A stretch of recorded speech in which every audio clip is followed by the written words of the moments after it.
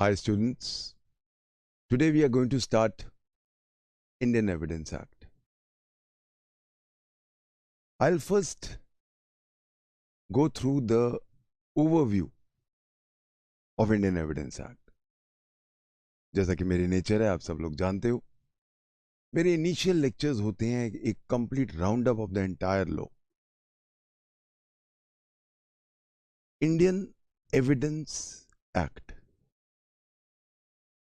किस चीज पे है? ये एविडेंस.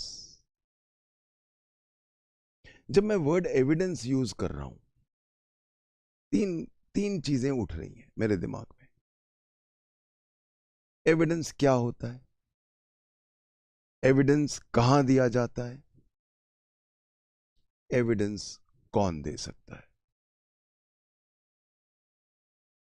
एविडेंस क्या होता है? कई बार क्या होता है, जैसे आपके अपने फ्रेंड के, आप हॉस्टल में रहते हो, आपने अपने फ्रेंड के कोट में से रात को 2000 रुपए का नोट निकाल लिया. आपका दोस्त सुबह पूछता है, तूने मेरे 2000 रुपए निकाले? आप कहते हो नहीं. वो कहता है मैं प्रूव कर सकता हूं. तो भूल गया यहां पे सीसीटीवी कैमरा लगा हुआ है. I will play that. मैं देख चुका हूं. That means he is going to prove whatever he is alleging through an evidence. तो जब भी किसी फैक्ट को प्रूव करना या डिसप्रूव करना हो, अगर वही दोस्त कहे कि सीसीटीवी देख ले, मैंने तेरे कोर्ट को नहीं छेड़ा, डिसप्रूव.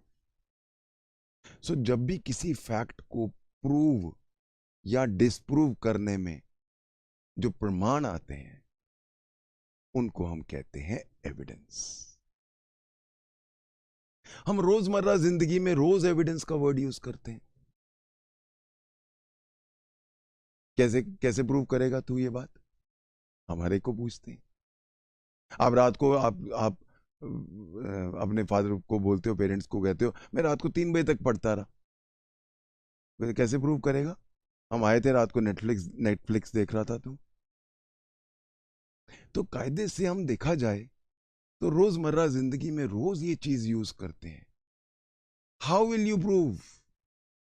जो तुम असर्ट कर रहे हो उसको प्रूव कैसे करोगे? उसको मैं एविडेंस से प्रूव करूंगा. तो एविडेंस क्या हो गया? अगर मैं कोई चीज असर्ट कर रहा हूं, कोई फैक्ट है, उसको मुझे प्रूव करना है या मुझे डिसप्रूव करना है, तो वो चीजें जो उस फैक्ट को प्रूव या डिसप्रूव करने में मदद करेंगी, वो प्रमाण. आई एम यूजिंग दिस प्रमाण फ्रॉम, हमारे धर्मशास्त्रों में ये वर्ड यूज किया हुआ है, वहां से ले रहा हूं. वो प्रमाण एविडेंस है. अब क्वेश्चन ये उठता है, मेरा दूसरा क्वेश्चन था, कहां यूज होता है? अब जो, जैसा कि मैंने बोला, मेरे दोस्त ने कहा तूने मेरे जेब से 2000 रुपए निकाले थे, या आपके पेरेंट्स ने कहा रात को 3 बजे तक नहीं पढ़ रहा था, तू तो नेटफ्लिक्स देख रहा था. क्या हम रोजमर्रा जिंदगी में यूज करेंगे इंडियन एविडेंस एक्ट? एक्ट है ये. तो कहां कहां यूज करें? घरों में यूज करें, फैक्ट्रियों में यूज करें, ऑफिसेज में यूज करें, कहां करें? इसका जवाब हमें पहला ही सेक्शन देगा. Indian evidence act shall be used in all judicial proceedings in or before a court. तो एविडेंस एक्ट कहां यूज होगा? सिर्फ और सिर्फ ए जुडिशियल प्रोसीडिंग्स में, वो भी कहां? इन और बिफोर अ कोर्ट.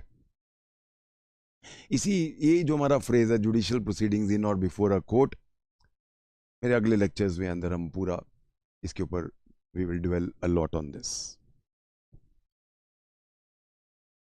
तीसरा मेरा क्वेश्चन था, कौन देगा एविडेंस? कौन देगा? Let's take an example. A ने मर्डर होते देखा. ए अब बी को कहता है मैंने मर्डर होते देखा था. बी सी को कहता है ए ने मर्डर होते देखा था. सी डी को कहता है ए ने मर्डर होते देखा था, डी ई को कहता है ए ने मर्डर होते देखा था। अब अगर हम ई को बुलाएं कि तुझे डी ने क्या कहा था, डी कहेगा जी मुझे तो सी ने कहा था। सी को बोलेंगे तूने एक ए ने तुझे बताया था मैंने मर्डर होते देखा। नहीं सर मुझे तो बी ने बताया था, मुझे सी ने बताया था। डाइल्यूशन हो रहा है। Why will we ask E? Why will we ask D? Why will we ask C? Why will we not ask A? कि तूने मर्डर होते देखा था कि नहीं? हम डाइल्यूशन क्यों करेंगे? यहां से कंसेप्ट उठता है हियर से एविडेंस, सुनी सुनाई बात। सुनी सुनाई बात नहीं लेंगे हम, हमें डायरेक्ट एविडेंस चाहिए। So who can give? जिसने खुद देखा है, सुना है, महसूस किया है। सिमिलरली डॉक्यूमेंट्स पे आ जाओ। कौन सा डॉक्यूमेंट दोगे आप एविडेंस में? ओरिजिनल दोगे कि कॉपी दोगे? आप कहते हो सर ये कागज ले लो। ये कागज क्या है? सर ये जिरोक्स है। ओरिजिनल से बनाया है? नहीं सर जिरोक्स पड़ी थी, पता नहीं कहां वो पड़ी थी, उसका मैंने एक और जिरोक्स कर लिया। मैंने इस जिरोक्स पे एक वाइट स्ट्रिप लगा दी, फिर जिरोक्स कर दिया, ये चीज गायब हो गई। क्या गारंटी है कि ये रिलायबल एविडेंस है? हम बिल्कुल बेसिक्स पे गए हैं। I have just discuss 3 words. हम बात कर रहे हैं इंडियन एविडेंस एक्ट। एविडेंस क्या है, एविडेंस कहां आएगा, एविडेंस कौन देगा। ये बहुत बेसिक वर्ड्स हमने जो डिस्कस किए, अब मेरे दिमाग में क्वेश्चंस आते हैं। उन क्वेश्चंस के जरिए let's take a journey through the Indian evidence act. पहला क्वेश्चन,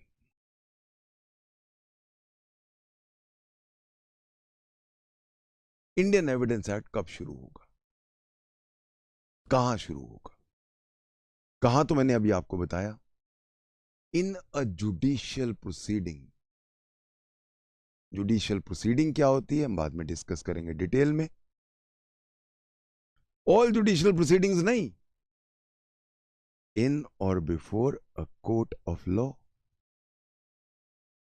इस पे हम बहुत डिस्कशन करेंगे, क्योंकि इसमें जो क्वासाई जुडिशियल अथॉरिटीज हैं वो आती हैं कि नहीं, वो हम let me not unnecessarily complicate matters. So एक चीज तो बहुत क्लियर है कि इंडियन एविडेंस एक्ट कौन यूज करने वाले हैं? सिर्फ कोर्ट। तो एविडेंस एक्ट किसके लिए लिखा गया है? कोर्ट्स के लिए, कायदे से। कब आएगा, शुरू कब होगा? When will Indian Evidence Act start? जिस दिन कोर्ट का प्रोसीजर शुरू होगा, जिस दिन ट्रायल शुरू होगा। एविडेंस की जरूरत कहां पड़ती है? मुझे कोई फैक्ट, मुझे कोई तथ्य प्रूव करना है कोर्ट के सामने या डिसप्रूव करना है कोर्ट के सामने, तो मैं क्या लाऊंगा? एविडेंसेस। सो इसका मतलब है इंडियन एविडेंस एक्ट इसीलिए एक्ट है, कोड नहीं है। सीपीसी कोड है, आईपीसी कोड है, सीआरपीसी कोड है। एविडेंस एक्ट सिर्फ एक मैटर से डील कर रहा है, एविडेंस। कब आएगा एविडेंस? मैंने कहा जब ट्रायल शुरू होगा। ट्रायल कब शुरू होगा? सीपीसी में अगर मैं चला जाऊं फ्रेमिंग ऑफ इश्यूज से, सीआरपीसी में अगर मैं चला जाऊं फ्रेमिंग ऑफ चार्जेस से। चार्ज फ्रेम हो गया, तुमने ये ऑफेंस किया है? नहीं सर नहीं किया। What do you want? I want a trial. वहां से ट्रायल शुरू होता है। मैं प्रूव कर दूंगा सर, प्रोसिक्यूशन कहता है मैं प्रूव कर दूंगा सर इसने मर्डर किया है, कैसे? एविडेंसेस लाऊंगा। दूसरा क्या कहता है? सर उन एविडेंसेस को मैं तोड़ दूंगा, मैं उनको क्रॉस एग्जामिनेशन में उनकी मैं हवा निकाल दूंगा। तो कायदे से इंडियन एविडेंस एक्ट की एंट्री कहां होती है? क्रिमिनल जस्टिस सिस्टम या सिविल जस्टिस सिस्टम में इंडियन एविडेंस एक्ट की एंट्री कहां होगी? कोर्ट में। कहां से? ट्रायल शुरू, एविडेंस एक्ट की एंट्री। खत्म कब होगी? मेरा जजमेंट आ गया, एविडेंसेस खत्म। तो जिस दिन मेरे एविडेंसेस खत्म, मेरे आर्ग्यूमेंट्स खत्म और मेरा जजमेंट आ रहा है, इंडियन एविडेंस एक्ट का एंड हो जाता है। इसका मतलब है हमारे क्रिमिनल जस्टिस सिस्टम में एक टाइम ऐसा आता है जब कोड, चाहे वो सीआरपीसी हो चाहे वो सीपीसी हो, they go hand in hand with Indian evidence act. CrPC पूरा कोड है क्रिमिनल लॉ का, सीपीसी पूरा कोड है सिविल लॉ का, बट जहां ट्रायल आ जाता है, जो चीजें हम इस छोटे से एक्ट 167 सेक्शंस के अंदर बात कर रहे हैं, वो चीजें हम सीपीसी में या सीआरपीसी में नहीं लिखेंगे, क्योंकि हम एक स्पेशल लॉ बना रहे हैं, Indian evidence act.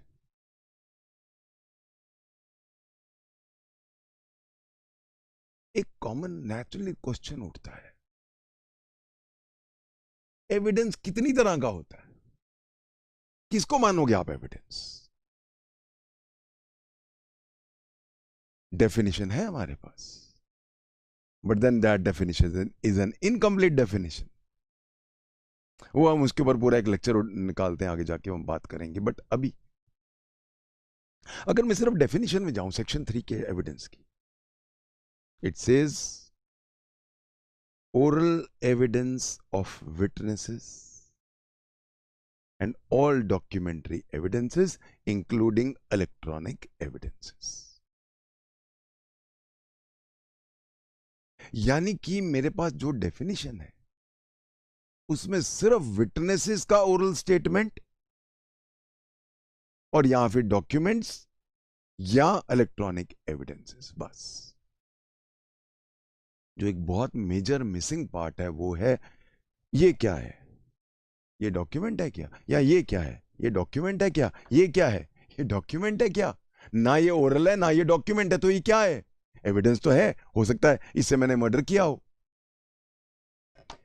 Real evidence हम बाद में देखेंगे कि चाहे वर्ड यूज नहीं है, पर हम उसको कैसे इंट्रोड्यूस कर सकते हैं, वो मेरे अगले लेक्चर्स में आएगा।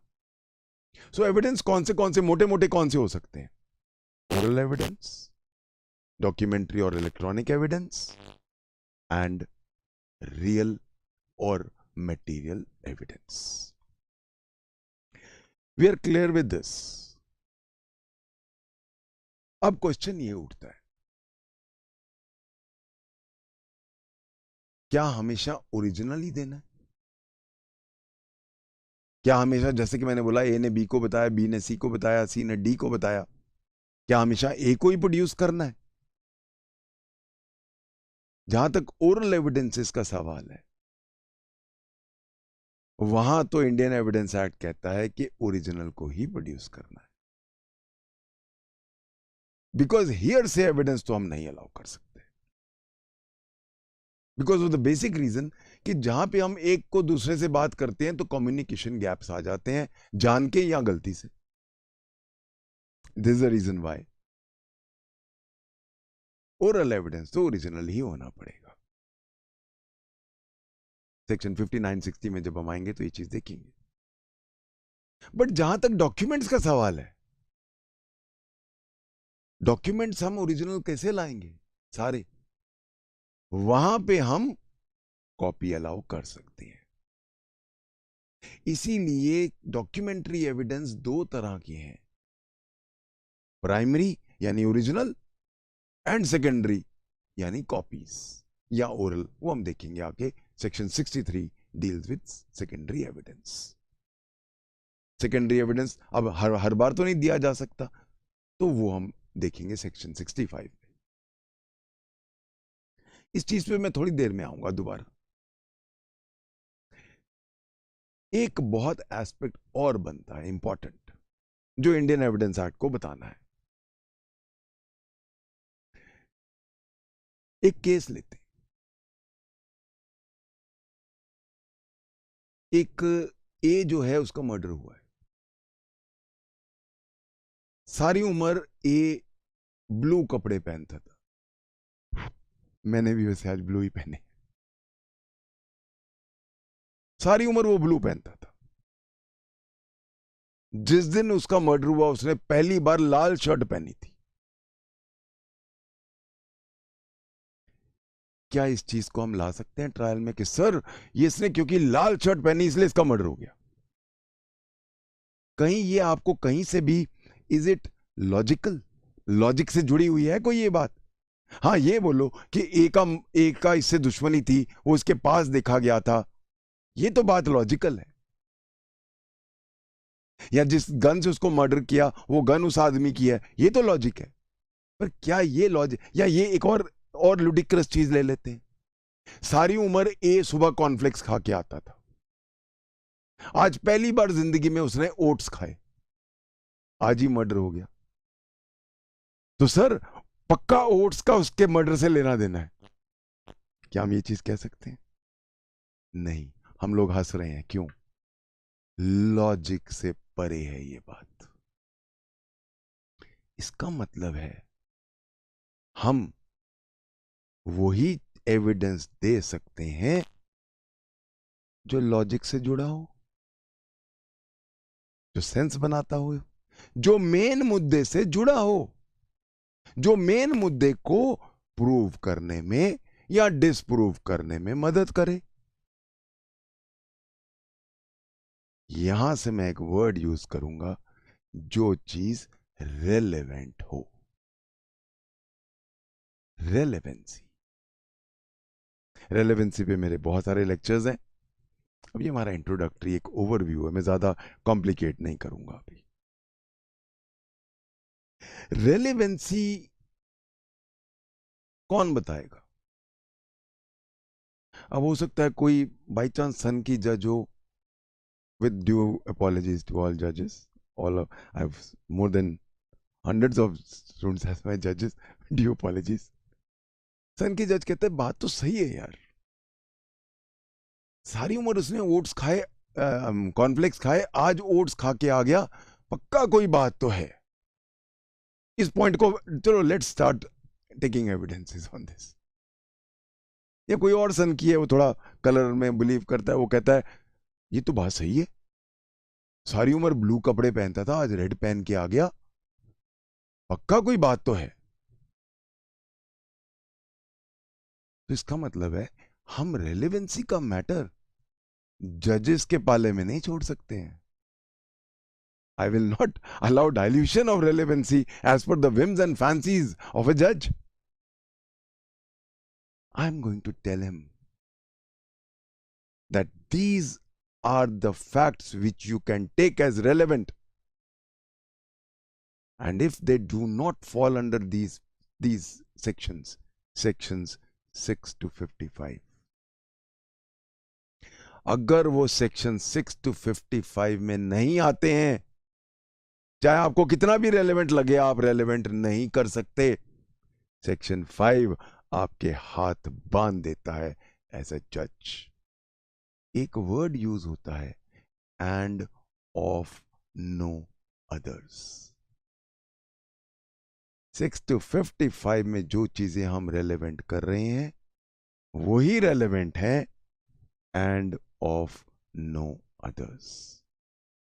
जुडिशियल रेस्ट्रेंट लाता है सेक्शन 5। तो एक चीज याद रखनी है, सिर्फ वही चीजें आएंगी एविडेंस में जो रेलेवेंट है। रेलेवेंसी भी दो तरह की होती है, वो हम आगे जाके देखेंगे। एक होती है लॉजिकल रेलेवेंसी, एक होती है लीगल रेलेवेंसी। एविडेंस एक्ट में हम बात करते हैं सिर्फ और सिर्फ लीगल रेलेवेंसी की। That we will discuss when we come to relevancy. अब मेरे पास, जैसा कि मैंने बोला, एविडेंस कौन सा लाना है, कोर्ट का क्या काम है? एविडेंस के बेस पे जजमेंट देनी है। मेरा क्रिमिनल जस्टिस का एंड प्रोडक्ट क्या है? मेरा जजमेंट।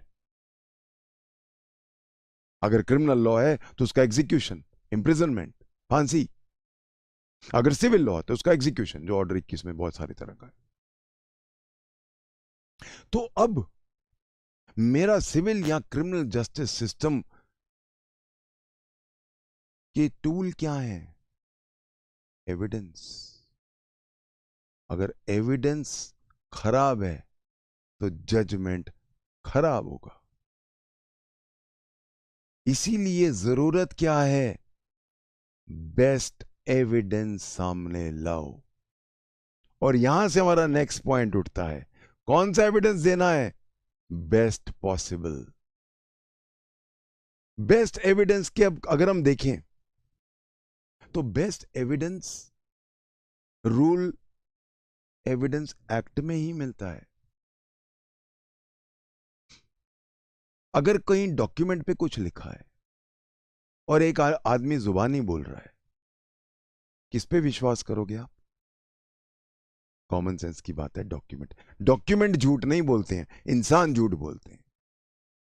तो जहां एक चीज हमें, कंटेंट्स हमें डॉक्यूमेंट में मिल रहे हैं, वहां हम उसकी ओरल एविडेंस नहीं लेंगे। सेक्शन 59 कहता है ये बात।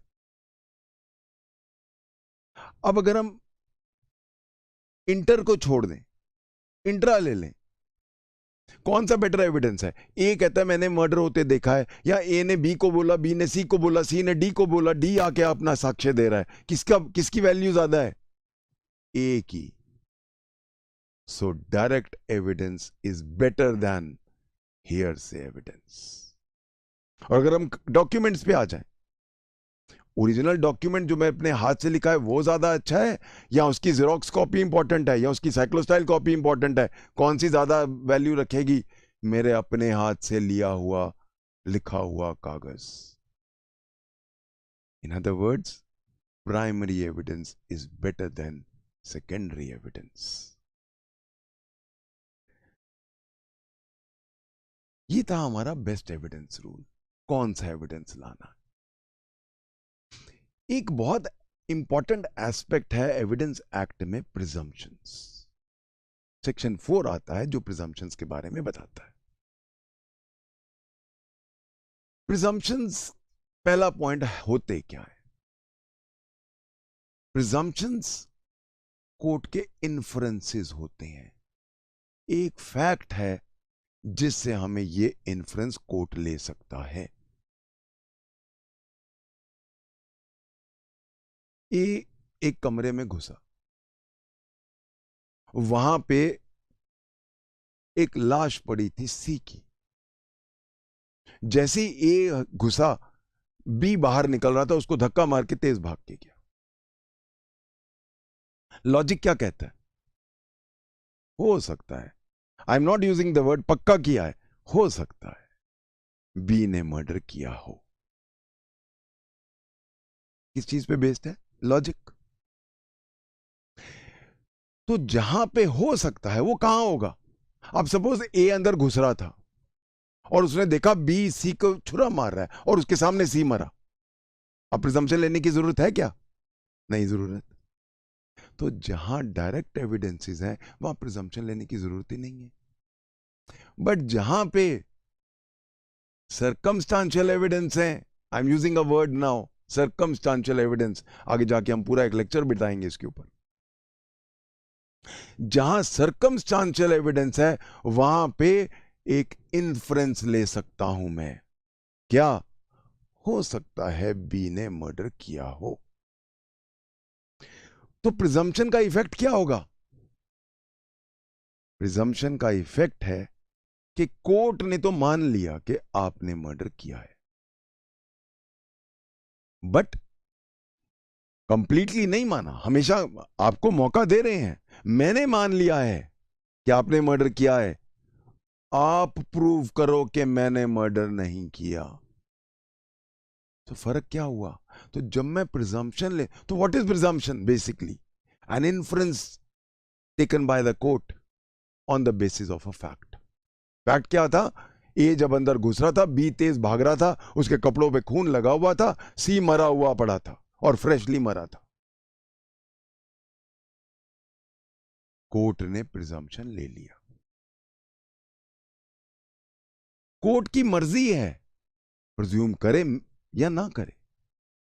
इसको हम कहते हैं मे प्रिज्यूम। मे प्रिजम्पशन का इफेक्ट क्या होता है? अगर मैंने प्रिज्यूम कर लिया कि आपने मर्डर किया है, ये फाइनल प्रिजम्पशन नहीं है, ये रिबटेबल प्रिजम्पशन है।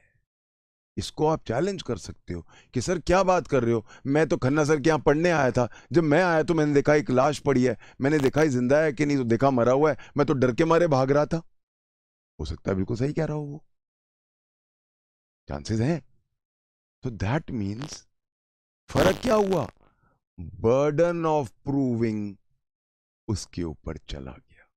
कोर्ट ने तो मान लिया आपने मर्डर किया है, अब आप प्रूव करोगे आपने मर्डर नहीं किया। तो फर्क क्या होता है?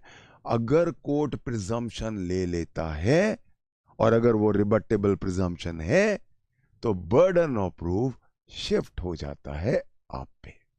ये फर्क होता है। 3 तरह के प्रिजम्पशंस दिए गए हैं। एक प्रिजम्पशन वो है जिसको मैं कहता हूं मे प्रिज्यूम। मे प्रिज्यूम किस चीज पे है? लॉजिक पे। जैसा कि मेरा ये केस था, बी बाहर जा रहा था और कोई नहीं था, सी ताजा ताजा मरा था, बी के कपड़ों पे खून लगा हुआ था, कोर्ट में प्रिज्यूम के बी ने मर्डर किया है। पर कोर्ट को लगे कि नहीं, इतना सीरियस मामला है, मर्डर जैसा मामला है, मैं प्रिजम्पशन नहीं करूंगा, तो कोर्ट की मर्जी है, कोर्ट का प्रेरोगेटिव है, वो ना प्रिज्यूम करे। So may presume means may not presume also. तो मे प्रिज्यूम हमेशा रिबटेबल है। नाउ अगला है वर्ड सेक्शन 4 में शैल प्रिज्यूम।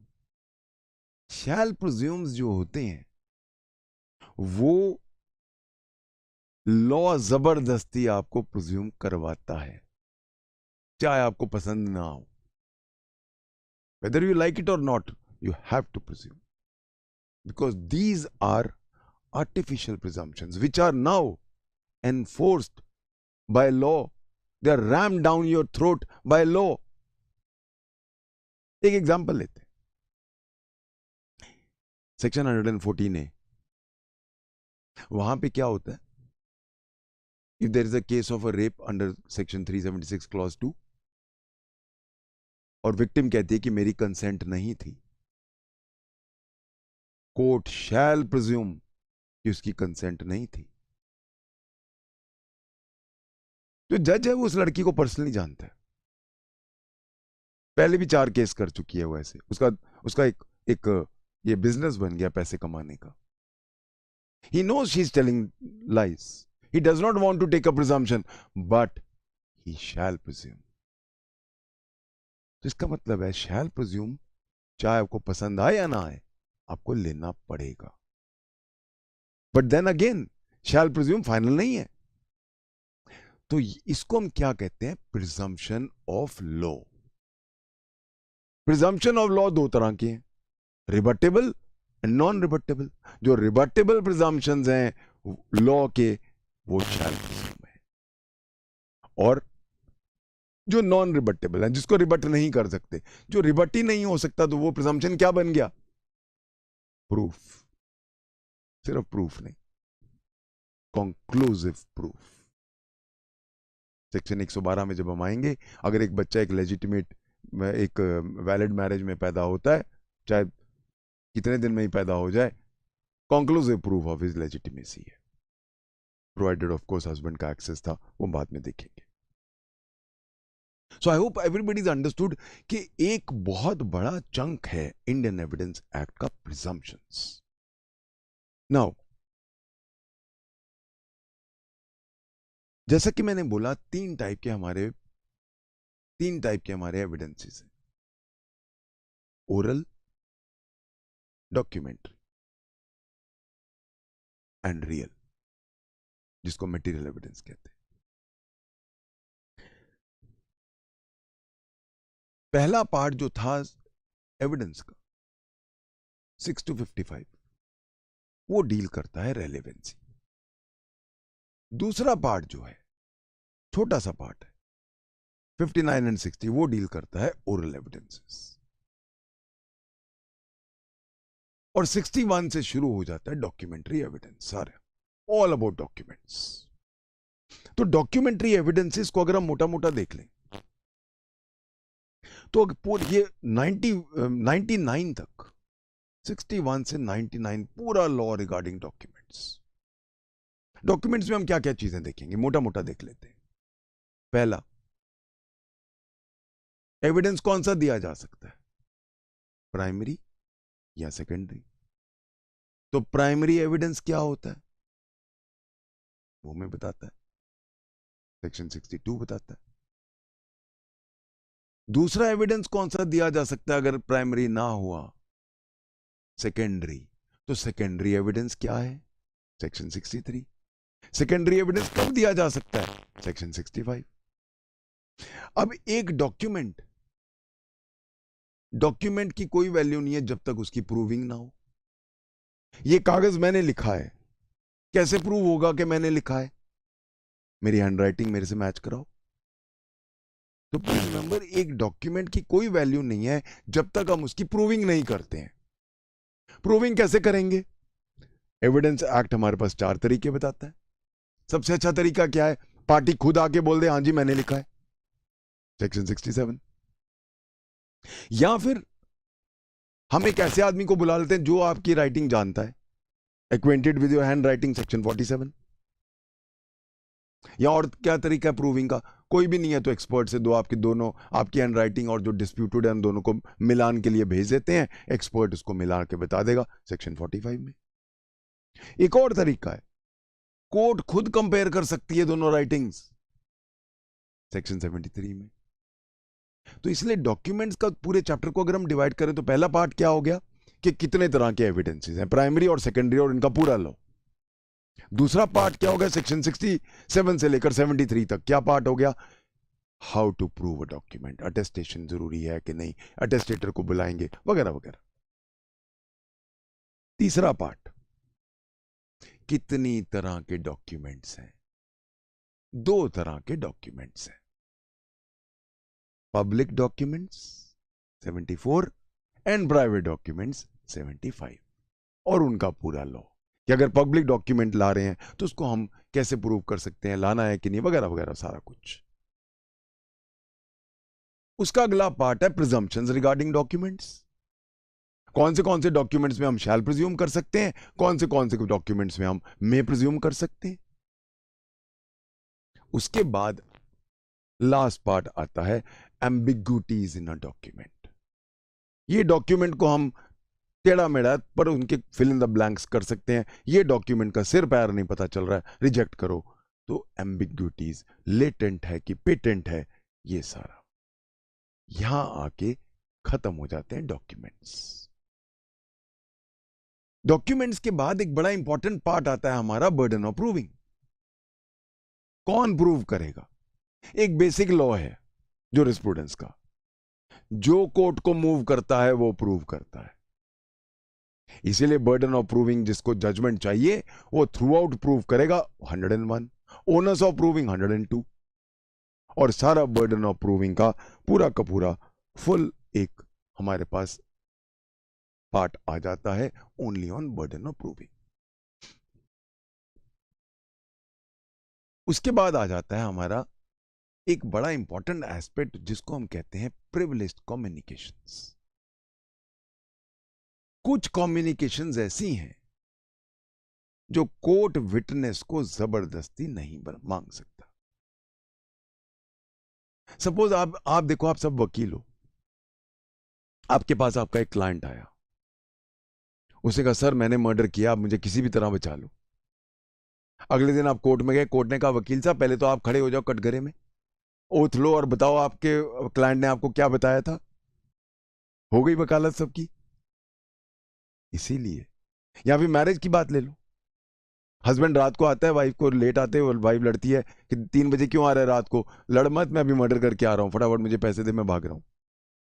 कल को वाइफ को हमने बुला लिया एज विटनेस और बोला कि ऑन ओथ बताओ हस्बैंड ने क्या बताया था, गई ना इनकी मैरिज।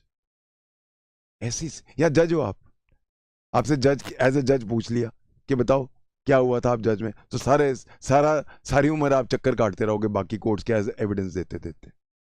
हमें प्रोटेक्ट करना है इन चीजों को, स्टेट डॉक्यूमेंट्स वगैरह वगैरह, बहुत सारे कम्युनिकेशंस, उनको हम प्रिविलेज्ड कम्युनिकेशंस में लाते हैं। लास्ट पार्ट आता है मेरा oral evidences. Of oral evidences section 59 and 60, of witnesses पूरा चैप्टर है। ऑफ विटनेसेस का मतलब है कॉम्पिटेंट विटनेस कौन है। क्या एक बच्चा कॉम्पिटेंट विटनेस है? क्या एक एक्यूज्ड कॉम्पिटेंट विटनेस है? कॉम्पिटेंट का मतलब क्या है? क्या उसकी एविडेंस ली जा सकती है और क्या उस पर रिलाई किया जा सकता है, ये इसको कहते हैं कॉम्पिटेंस। तो कॉम्पिटेंस की जब हम बात करते हैं, मेरी वाइफ, मेरा लड़का जो इंटरेस्टेड है मेरे केस में, क्या वो कॉम्पिटेंट है? क्या एक party to a suit competent है? क्या एक एकम्प्लिस कॉम्पिटेंट है? इन सारे चीजों का जवाब एक ही सेक्शन देता है। जब हम आते हैं सेक्शन 118, वो एक ही चीज कहता है, ऑल विटनेसेस आर कॉम्पिटेंट। बस 2 टेस्ट हैं। क्या वो आपका क्वेश्चन समझ सकता है? क्या वो उसका कोहेरेंट आंसर देने में सक्षम है? ये ट्विन टेस्ट है एक कॉम्पिटेंट विटनेस के पास। एक बच्चा भी है, एक अकम्प्लिस भी है, सब एक इंटरेस्टेड पार्टी भी है, एक्यूज भी कॉम्पिटेंट है। एक चीज मैं यहां बोलना चाहूंगा,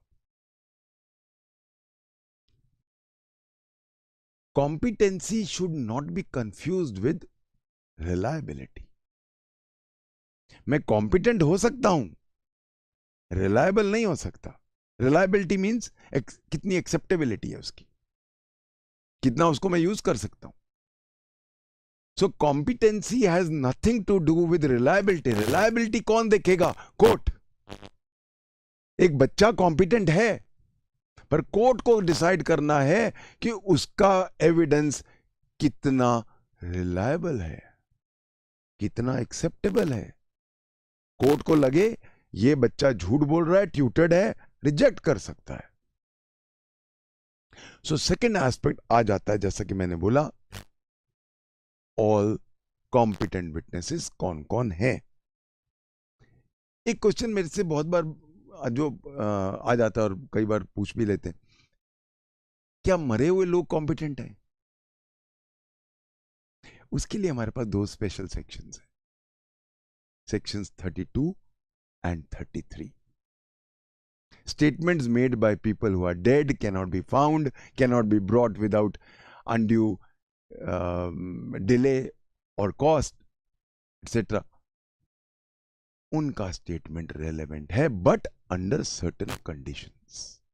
वो हम आएंगे जब सेक्शन 32 और 33, इसमें डाइंग डिक्लेरेशन एक बहुत इंपॉर्टेंट पार्ट बनता है वगैरह, वो हम जाएंगे 32 33 में, मेरे पूरे लेक्चर्स होते हैं। लास्ट पार्ट हमारा आता है विटनेसेस का एग्जामिनेशन। एग्जामिनेशन ऑफ विटनेसेस का तरीका एविडेंस एक्ट में दिया गया है। एविडेंस एक्ट कहता है कि जब भी कोई विटनेस आएगा, सबसे पहले उसका एग्जामिनेशन इन चीफ होगा, जिसको हम चीफ कहते हैं। एग्जामिनेशन इन चीफ कौन करेगा? कौन से क्वेश्चंस पूछ सकते हैं उसको, लीडिंग क्वेश्चंस नहीं पूछ सकते, वगैरह वगैरह, ये कौन बताएगा हमें? Indian evidence act.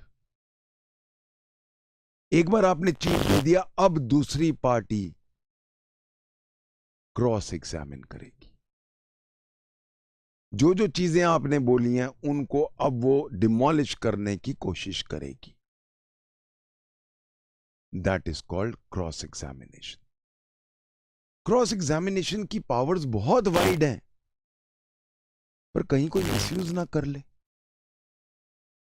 गालियां देनी शुरू कर दे, उसको डिफेम करना शुरू कर दे, जान के बहुत ही नास्ती हो जाए। इसी लॉ को सेफगार्ड रखने पड़ेंगे। वो सारे सेफगार्ड्स यहां मिलते हैं इसी चैप्टर में। विटनेस होस्टाइल हो गया, क्या करें, उसके एविडेंस लेना है नहीं लेना, सारी चीजें यही लॉ बताएगा।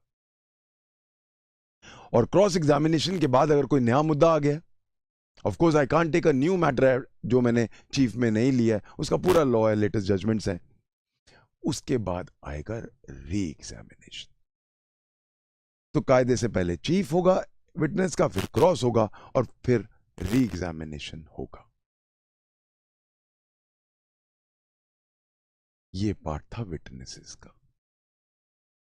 एक और छोटा सा पार्ट है जो सिर्फ 3 सेक्शंस का है, जो मैं कह सकता हूं, I can say little bit के थोड़ा थोड़ा, though I am not fully, I will say it not the substantive part completely, but nevertheless it does border on substantive part also. See, basically Indian Evidence Act is a purely adjective law. Adjective means procedural law. अगर हम बात करें जितने procedural laws की, तो सारे jurist unanimous हैं कि सबसे ज्यादा प्रोसीजरल, सबसे ज्यादा adjective law Indian evidence act है। पर उसके एक छीटा मैं कह सकता हूं सब्सटैंटिव लॉ का है। वो कहां है? In the law of estoppel, section 115, 116, 117। 167 sections हैं, उनमें से एक सेक्शन 2 रिपील हो गया था। इफेक्टिवली 166 सेक्शंस हैं हमारे पास। I have tried to sum up the entire Evidence Act in a span of these few minutes. I hope आप सबको कुछ आइडिया हो गया होगा कि हम अब क्या डिटेल में पढ़ने वाले हैं।